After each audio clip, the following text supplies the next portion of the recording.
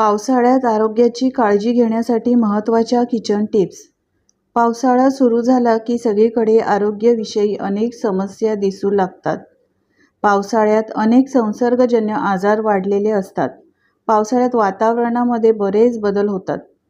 पावसाळ्यात अनेक ठिकाणी पाणी साठल्यामुळे पाण्याची डबकी तयार होतात. त्यामध्ये डासांची उत्पत्ती होते. या डासांनी दंश केल्याने हिवताप म्हणजेच मलेरिया या आजाराची लागण होऊ शकते. तर आजाराची लागण होऊ नये म्हणून पावसाळ्यातील आरोग्याची काळजी घेण्यासाठी पाहूयात काही महत्त्वाच्या टिप्स.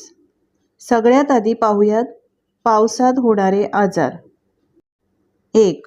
पावसात भिजणे हे नेहमीचेच असते. त्यामध्ये जास्त वेळा भिजणे आणि अंगावर ओले कपडे असणे यामुळे सर्दी, खोकला यासारखे आजार होतात. 2. पावसाळ्यामध्ये वाताचे आजार वाढलेले दिसून येतात. यामध्ये सांधेदुखी, पाठदुखी, सांधे जखडणे यासारखे आजार डोकेवर काढतात. आमवात, संधिवात असणाऱ्या लोकांना पावसाळ्यामध्ये जास्त त्रास होतो. 3. पावसाळ्यामध्ये ढगाळ वातावरणामुळे दमा तसेच श्वसनाचे आजार वाढल्याचे दिसून येतात. वातावरणातील दमटपणा, थंड हवा आणि कमी झालेली पचनशक्ती यामुळे दम्याचा त्रास वाढलेला दिसून येतो. 4. पावसाळ्यामध्ये पाण्याचे प्रदूषण जास्त होते.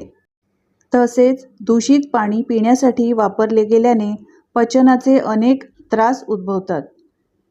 त्यामध्ये जुलाब, कॉलरा होण्याची शक्यता जास्त असते. 5. पावसाळ्यामध्ये ओलसर कपडे वापरल्याने आणि पावसात भिजल्यानंतर ओले कपडे तसेच जास्त वेळ अंगावर राहिल्याने त्वचेचे आजार होण्याची शक्यता जास्त असते. तर आता पाहूया यासाठी कोणती काळजी घ्याल. 1. आपल्या जवळील परिसर नेहमी स्वच्छ ठेवा. 2.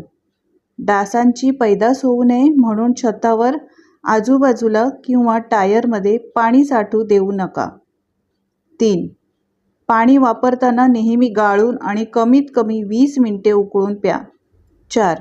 पावसाळ्यामध्ये वात दोष वाढलेला असतो. त्यामुळे आंघोळ करताना गरम म्हणजेच कोमट पाण्याचा वापर करावा. 5. पावसाळ्यामध्ये पचनशक्ती मंदावलेली असते. भूक कमी झालेली असते. पचनशक्ती चांगली राहावी यासाठी नेहमी ताजे आणि गरम अन्नाचे आहारात सेवन करावे. आहारात सुंठ, आले याचा वापर करावा. 6. पावसाळ्यामध्ये वातावरण दमट झालेले असते. हवा दूषित झालेली असते. दूषित हवेमुळे होणारे आजार टाळण्यासाठी सकाळ संध्याकाळ घरामध्ये वेखंड, गुगुळ, लिंबाची पाने, सुंठ याचा वापर करून धूप करावा. याने घरातील हवा शुद्ध होण्यास मदत मिळते. तर या पावसाळ्यातील महत्त्वाच्या टिप्स कशा वाटल्या कमेंट्स करून सांगायला विसरू नका. आवडल्या असतील तर लाईक करा, शेअर करा आणि अशाच नवनवीन टिप्स पाहण्यासाठी चॅनलला सबस्क्राईब करा. धन्यवाद.